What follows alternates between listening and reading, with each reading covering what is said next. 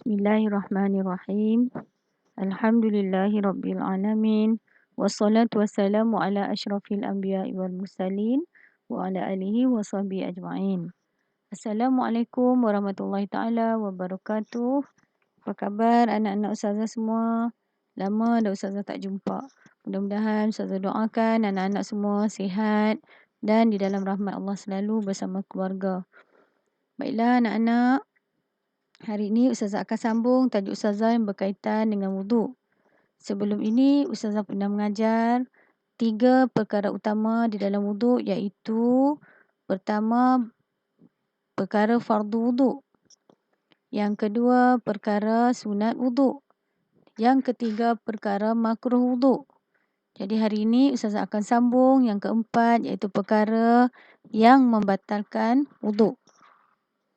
Baiklah, di masa musim COVID-19 ini, kerajaan banyak mengajar kita cara menjaga kebersihan agar kita dapat menjaga diri kita daripada gejala penyakit yang berbahaya itu, iaitu coronavirus.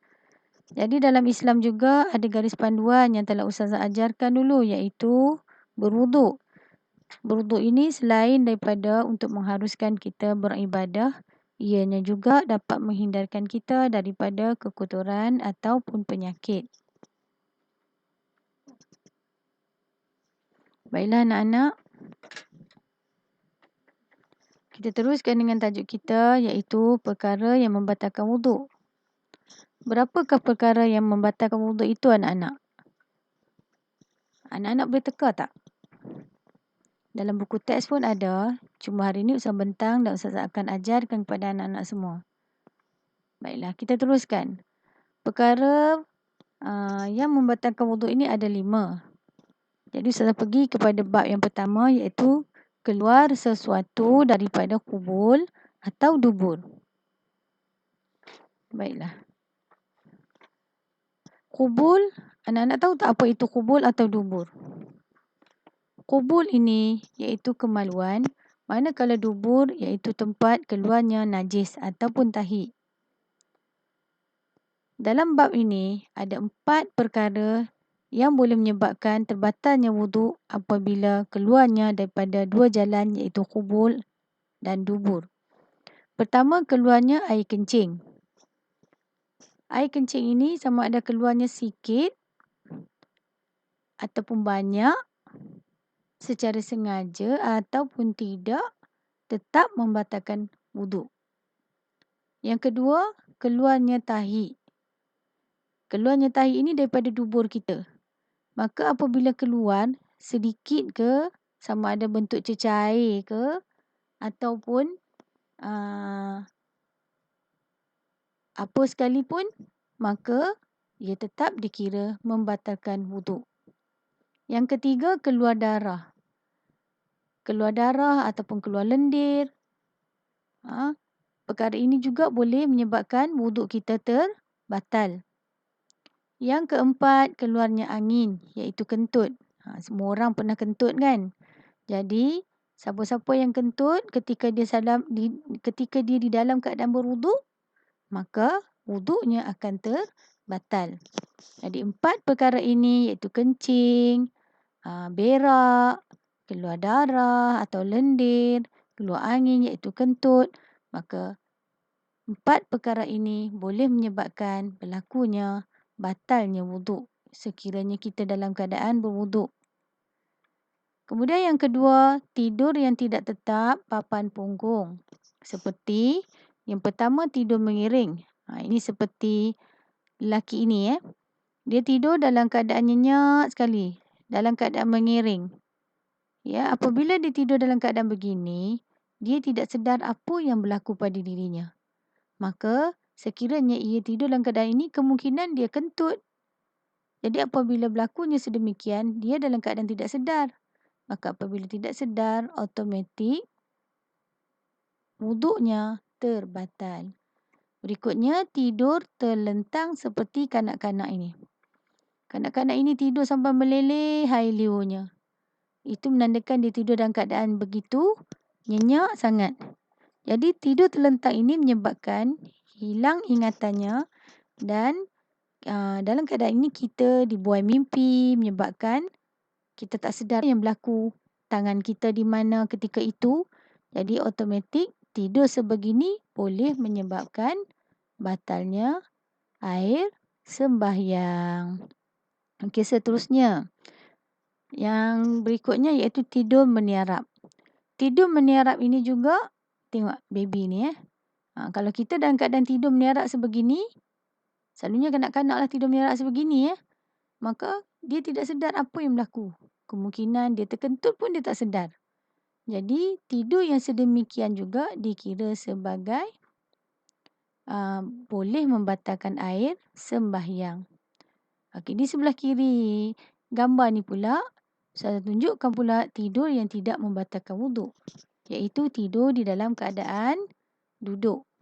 Kerana tidur di dalam keadaan duduk sedemikian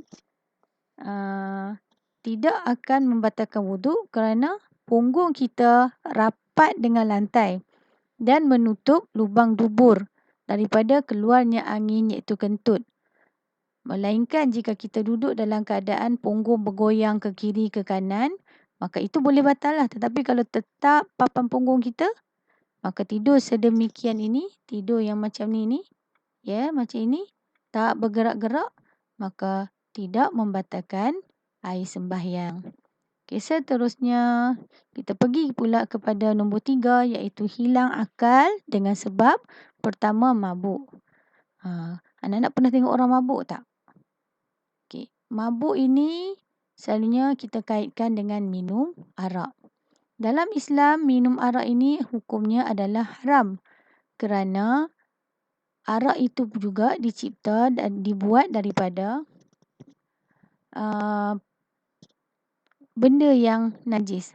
Walaupun pada permulaannya dibuat daripada buah-buahan, tetapi apabila perapan yang lama menyebabkan ianya menjadi buih dan bertukar menjadi arak, apabila orang itu minum, maka dengan kadar yang begitu banyak ataupun sedikit, maka ia dikira sebagai haram dan najis. Dan apabila banyak sangat diminum, dia akan jadi hilang ingatannya sekejap. Ingatannya hilang sekejap. Jadi apabila hilang ingatannya, dia menjadi keadaan separas sedar, dia tak ingat apa berlaku, dia bercakap yang bukan-bukan. Apabila dia pergi mengambil wuduk, dalam keadaan dia minum arak tadi, maka wuduk itu tidak dikira dan diistilahkan sebagai terbatal. Maka orang mabuk ini, sekiranya ia ambil juga wuduk, maka wuduknya tidak sah. Okey, yang berikutnya juga pitam. Pitam ni kadang-kadang mana tahu kan ambil wuduk tu di tengah-tengah tempat yang panas, kena pancaran matahari. Selepas saja ambil wuduk, dia pun berjalan-jalan, tiba-tiba dia rasa pening, dia rebah.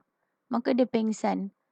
Maka ini kita panggil pitam dan pengsan. Maka air sembahyang dia itu dikira terbatal. Sekiranya ia sedar daripada pengsannya tadi, dia kena ambil wuduk semula. Seterusnya orang gila. Anak-anak pernah tengok tak orang gila? Orang gila ni selalunya pakaiannya tak terurus, compang-camping, bau busuk, suka ketawa seorang-seorang.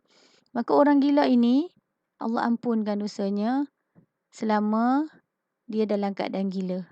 Kalau dia ambil wuduk, wuduknya tidak dikira. Ini bagi orang Islam lah, kalau orang Islam yang gila. Tetapi kalau dia nak ambil wuduk, dia nak sembahyang, maka ia tidak dikira. Kerana wuduknya itu dikira terbatal. Sekiranya dia sihat semula, daripada gilanya, dia dah sempurna akal dia dah tak gila, maka dia ambil wuduk, wuduk dia tak batal lah. Tapi kalau dia gila semula, maka wuduknya terbatal. Okey, seterusnya 4, bersentuh kulit lelaki perempuan bukan mahram. Sama ada dia sengaja atau tidak tanpa berlapik. Seperti gambar ni. Tak ada berlapik pun. Contohnya yang bukan mahram ni siapa? Sepupu kita, kawan-kawan kita, ipar kita, saudara angkat. Jadi Ustazah bagi 4 saja dulu. Sebenarnya banyak lagi contoh bukan mahram. Tapi Ustazah bagi tunjukkan pada kamu yang 4 ni saja dulu. Okey, seterusnya contoh mahram kita. Ini yang kalau kita sentuh tak akan batal sembahyang. Siapa mereka itu?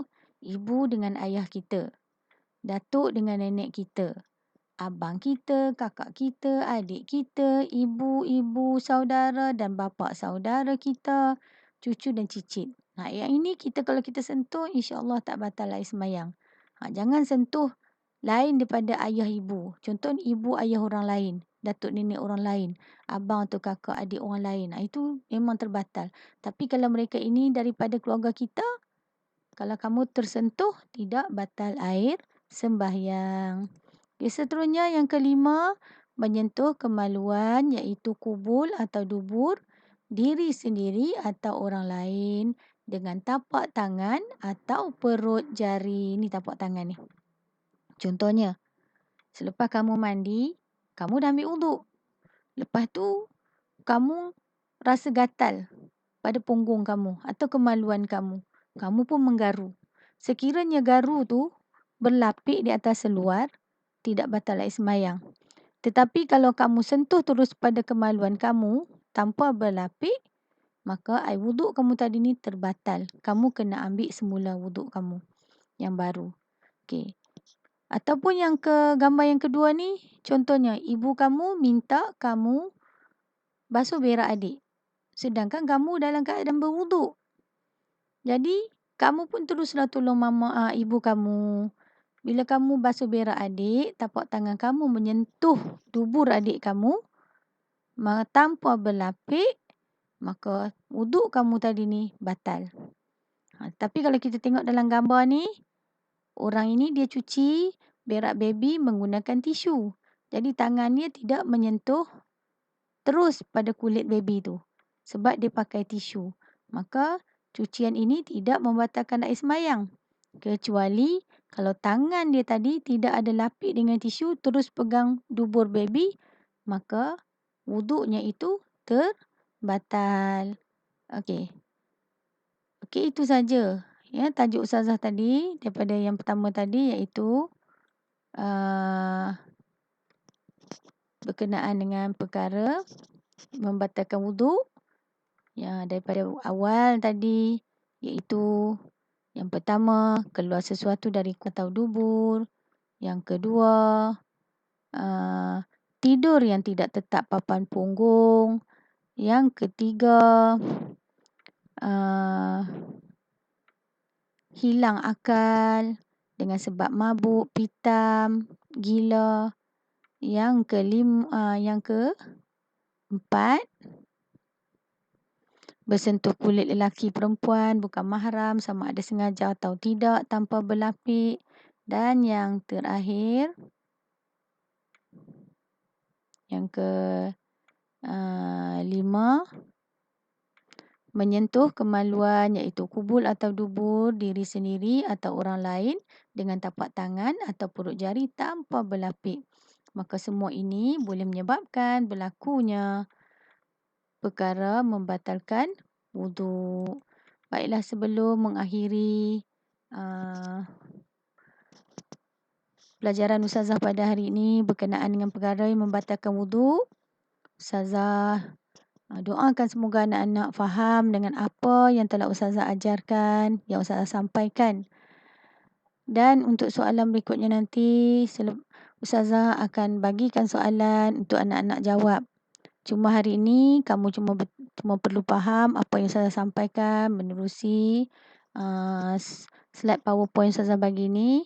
Ustazah doakan semoga anak-anak dapat berpuasa dengan penuh, jadi orang yang sabar, rajinlah membaca Quran, jangan tinggalkan solat. Ustazah ucapkan selamat berpuasa dan selamat berhari raya. Akhir kata, ustazah mohon ampun dan maaf, zahir dan batin. Dan jumpa lagi. Assalamualaikum warahmatullahi taala wabarakatuh.